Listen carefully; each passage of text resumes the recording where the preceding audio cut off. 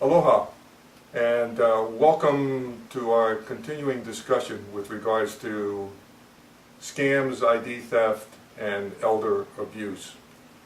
We're running this and getting access to the people that we present in these segments through the Hawaii Partnership Against Fraud. That partnership has brought together many resources from the agencies and the organizations, both in the regulatory area, in the law enforcement area, as well as the financial institutions and the private organizations who have an interest in this particular area. So we're very grateful to Ed Pei and to the partnership for having an opportunity to discuss an incredibly important aspect of abuse that takes place and fraud that takes place. And it has to do with investments in the trading of securities and the use of bank financial instruments, many of which are fictitious. And in order for us to get an understanding of what this very complex area is about, we're going to turn first to the enforcement element of it. Today, I'm so pleased to have with me Tom Simon from the Federal Bureau of Investigation in the Honolulu office. He's a special agent who actually came out of Chicago, and while in Chicago he had the opportunity of working on the case of Governor Blagojevich, who got involved in terms of scam himself, and also Tom was involved in investigations about the funneling of money to Al-Qaeda after the 9/11 incident. Okay, so we're very fortunate to have an opportunity to talk to Tom, who came here in 1995 and is working on the high yield and big embezzlement cases that are taking place here, and that is no small task. So Tom, welcome, and thank you so much for agreeing to be here with us. I'm very pleased because you're also designated as the spokesperson for the Federal Bureau of Investigation, and I'm always interested in terms of the Federal Bureau of Investigation from many aspects of it, including the fact that a lot of your colleagues have accounting backgrounds. Yes, they hire a lot. The FBI likes to hire a lot of certified public accountants to handle financial crime investigations, but also terrorism financing and money laundering of organized crime. And so my bosses like to say that we don't hire accountants because they're fun to be around. We hire you so we can dig into the money and follow the money within a criminal organization. You know, it's really great that you mentioned that, because yesterday when I met with the Hawaii Partnership Against Fraud, one of the key things that they said is that when it comes to investigation, follow the money. And so that's really a perfect setup in terms of the discussion that we're about to have. And it has to do with platform trading, and I think what we really need to do is inform and educate our audience with regards to what platform trading is. So I'm going to pass it over to you and go at it in terms of providing an explanation and a definition of what's involved in that. Sure. Platform trading is a small subset in the larger world of investment fraud, as are Ponzi schemes and other types of investment frauds.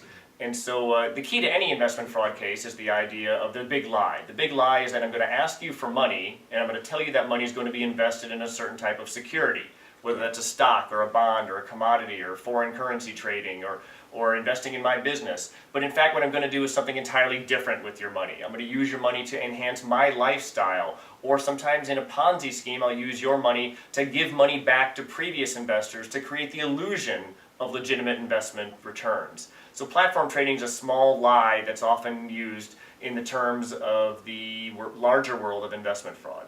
Well, it's a small lie, but... Rather, it's a large lie in a small segment. It's a small little esoteric corner of the world of investment fraud. The point I was going to make is that it's a small segment, but it apparently can be very lucrative.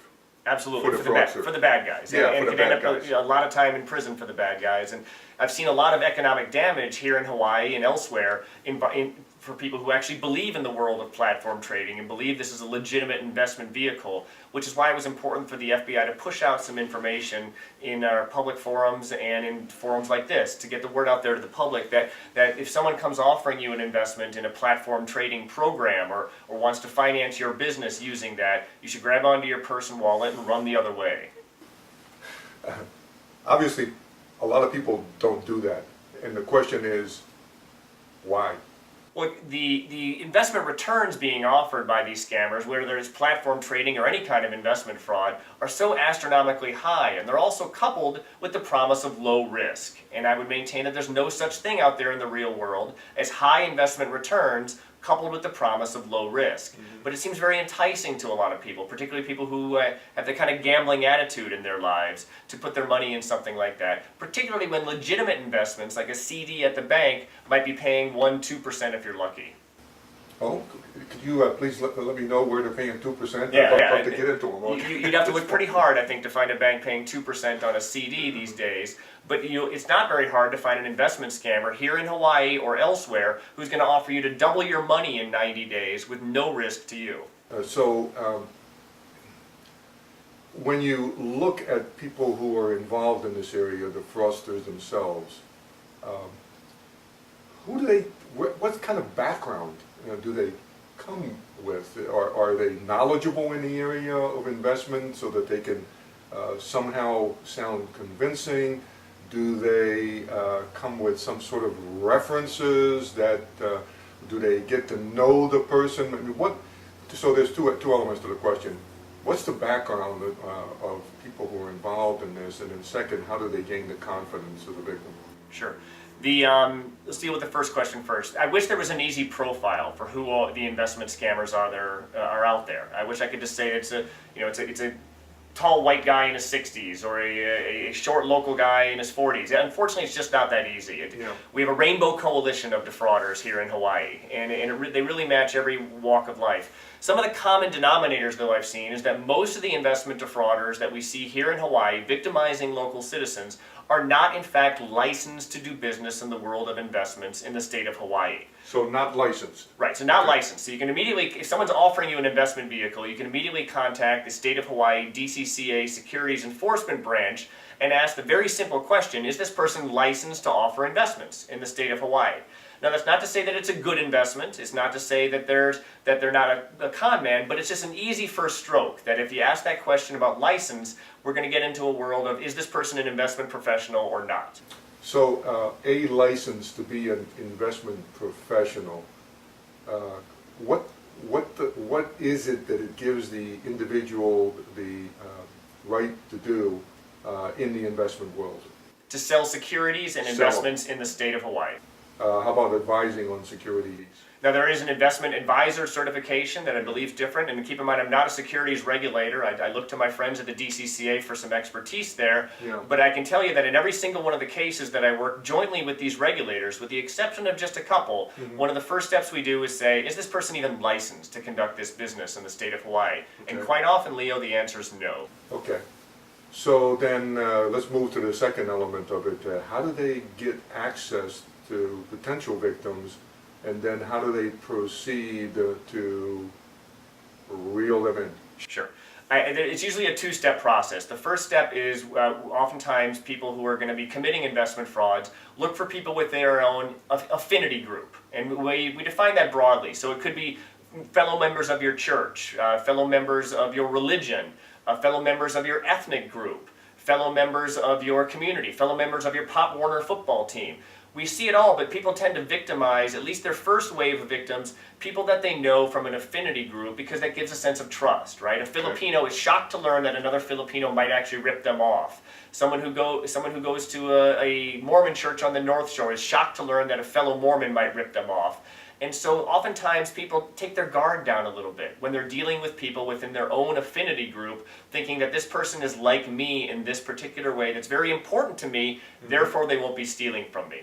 Okay. The second wave would be the referrals coming from those people. right? And that's why a Ponzi scheme is so dangerous, because a Ponzi scheme is an investment fraud in which returns are in fact paid to the victims. But those returns are not being derived from any income producing or legitimate investment activity. It's being derived from the principal investments of other people. Okay. Now you may ask, why on earth would a con man decide to give his money away to his victims? And the reason is because here in Hawaii in particular, where we have the coconut wireless, at that point those victims receiving investment returns become the marketing arm of the scam. Oh, that's interesting. They're going to get the word out there to the public that Auntie, my ship has come in. You should take a look at the investment returns I'm getting from this guy. I am getting my money doubled in every 90 days, or I'm getting the 6% a week on the investment. Here's my bank statements. You should get involved in this too. And then the problem begins to spread virally through the state of Hawaii. All right, so they made the approach, they gained the trust. How do they go about getting the money, and where does it go in terms of let's follow the money? Okay, Sure. just like you said before, right? Right. When we find that's the second phase of the investigation, right? The first thing I want to find out is what were you told that gave you a sense of comfort that this would be a legitimate and good investment? And so I want to hear about the promises that were made before you gave your money up to this guy, Leo. And so I want to hear what did this guy tell you that gave you a sense of comfort that this was real? Yeah. And he told what did he believe this investment to be in? Was he investing the money in stocks, in bonds? Was he going to put the money into his small business? Was he going to be flipping real estate? What was it he told you about this investment? And then what do? Is we take a look into the bad guy's bank accounts. And we do that using federal grand jury subpoenas, a legal process that allows us to take a look at the bad guy's bank accounts. And we try to follow the money and see what's actually happening to this money. Because if someone tells you that they're going to invest your money in stocks, for example, and then I take a look at their bank account and they invest your money in stocks, and those stocks just happen to lose money, that's just a bad investment. It's not a crime. And I'm not the bad investment police, I'm the fraud police. Yeah. But in fact, what oftentimes we see in these cases involving con men is that they're taking the money and they're spending it on themselves. They're paying off debts. They're renting cars. Some of them are going gambling in Las Vegas with that money. And we see the money being spent in every which way other than the way that they told the victim how their money would be invested. And what we really do, and my job's not all that complicated, is we overlay those two things. We take a look at what were the people told before they invested would be happening with their money. That's one data point. The next data point is what actually happened to their money once we take a look at the bank account. And the amount of daylight between those two things is really the quality of evidence in our cases. Okay. How do these things come to your attention? Three ways. One, we hear from victims. Usually we hear from the victims way too late, right? Because they're not calling me when they're getting their investment returns, when they're getting their 6% a week and they're telling all their friends and family to invest in this as well. And so victims will call after the Ponzi scheme collapses. And they will always collapse because there's only a finite amount of people out there in the community who are going to put their money into something this ludicrous. So they always collapse at some point. They always collapse because in order for them to keep spreading exponentially, you need new people coming in because, again, there's no income being derived from legitimate investments. All the money given back to people, it's essentially a secret pyramid scheme, is coming from other investors. So the victims are very quick to complain. Okay, so that's one way that it comes into you is after the Ponzi scheme has fallen apart, they've already been victimized and they make the call at that point. Some people make the call to the FBI. Some people, however, call 911 and let the police know. Okay. Other people call the State of Hawaii Securities Enforcement Branch, the securities regulators, and let them know. And I have good relationships with both of those agencies, and so quite often if they get a case that they feel might be best served in the federal arena, they'll call me in to do a joint investigation with them, and so we can lock up the guy federally. The third way, and this is the way I prefer, is when someone smells something that just doesn't seem right. Someone gets that investment pitch because they go to some seminar at the Sheraton conference room or some other place in Waikiki where someone has come to town and they're offering an investment seminar as to how you can make money flipping real estate. Does that really happen by con men? It happens all the time. There's a cottage industry here in Hawaii of con men coming here to offer investments to the good people of Hawaii to siphon money out of our economy and into the pockets of these criminals. Wow. When that happens, I love it, right? Because then I have an opportunity to stop a crime before it happens. And when that happens, we'll often send an undercover FBI agent or an FBI informant in to record the investment pitch secretly to hear what is being offered and what are the promises being made. And the reason we do that, Leo, is because down the road when we make the case, inevitably there's going to be a criminal defense attorney on the back end of this saying, that's not what they were promised at all. Who on earth would believe that you could get 6% a week on a commodities investment? There's no such thing. This person's a loser, they lost money in an investment, now they're crying to the FBI. This isn't a criminal matter at all. But if I have that tape of the investment pitch, it kills off that defense, oftentimes inducing a guilty plea and saving you, the taxpayer, the cost of a trial. That's very, very disturbing to understand that people can actually come here, be that public about it, put it in a public forum, and obviously some must get away with it. Sure, I could tell you a story of the time it happened here. Let's hear it. Let's hear it. A gentleman by the name of Patrick Rukutunanahare. I'm not going to try to repeat that name. Lived in Virginia, born in Madagascar, Okay. which I learned from this case as an island with no singing and dancing cartoon animals at all, not one, right? So Patrick lived in Virginia and moved down to Florida, set up a life for himself there. He worked toward but did not achieve an associate's degree in accounting at a community college in Virginia. He was working as accounts receivable clerk at a collection agency in Florida. So honest living, but this was not a guy who was lighting the world on fire in the world of finance, accounting, and investments. He gets on a plane and flies to Honolulu, to a place he had never been before, and begins having seminars at the Plaza Club. The Plaza Club, right? And begins advertising it, that he had developed a proprietary means to trade foreign currency, which is an investment vehicle known as Forex. It's a legitimate but very risky investment vehicle. The idea that you as an investor can predict how the movements are going to be between the euro, the yen, and the US dollar in such a way that you could profit by trading these currencies. Okay. But Patrick, who fills the room at the Plaza Club with good people from Hawaii who want to know about this investment vehicle, what he does is he tells them that he's developed a computer model where he can predict the fluctuations between the yen, the dollar, and the euro, where he can make so much money investing in this that he could guarantee you risk-free investment returns of 6% a week on your money. Minimum investment, $30,000. You wire transfer the money to his Wachovia bank account in Florida, and then 1 week later, he's going to wire transfer you 6% of the money you invested, and that 6% will reoccur every week going forward. And then he said the money that he would be sending you would be derived from his Forex trading, because he was that good at it. Now he told the audiences that he'd be making much more than 6% a week on their money, and that money, that's how he gets paid, right? Because he's going to make 10% a week on your money, he keeps the 4%, he gives you the 6%. And you know what? Not a lot of people invested, but a handful did. And you know what happened, Leo? They began getting wire transfers into their bank account in the amount of 6% a week. And they thought, oh my heavens, my ship has come in. And what happened then? The Coconut Wireless went absolutely bananas. Really? People began telling every auntie at the potluck and every cousin they had that their ship has come in. People were showing up to the Little League games with their bank statements in their back pocket to show people the wire transfers that are coming in from this weird little guy from Madagascar. $10.6 million later, 106 Hawaii families had fallen for this scam, and then it collapsed. Nobody got a dime back from this. There were people out there getting second mortgages on their homes so they could liquidate the equity in their home and invest in this scam with Patrick Rukutunanahare. Let's fast forward. What happened? My phone begins to ring, right? It doesn't ring when people are hearing this insane pitch, right? It doesn't ring when they're getting their 6% a week. It rings when the whole thing collapses. Yeah. And I began putting it together, talking to the victims, gaining an understanding as to what were you told before you invested to separate you from your money, which isn't what they want to talk about, right? They want to talk about all the efforts they've made to try to collect their money once the 6% a week stopped. Yeah.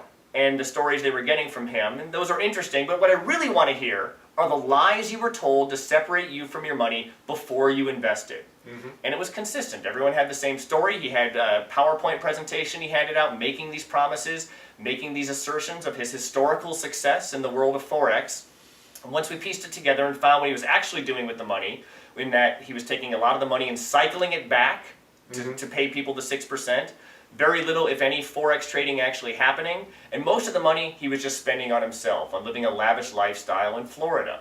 I hopped on an airplane, knocked on his door in Fort Myers, Florida at probably 8 in the morning. I walked out at 10:30 in the morning with a signed, handwritten confession from Patrick Rukutunanahare saying that he had just conducted a Ponzi scheme focusing on the people of Hawaii. So, all these people that invested lost a lot of money. When it was all said and done, did they get any money back? No, what happens is this. There was all the money by the time we got to it had been spent, either on creating the illusion of legitimate investment returns going back to these victims, or on Patrick's lifestyle. There was nothing left for us to seize by the time we got the first call that a fraud had taken place.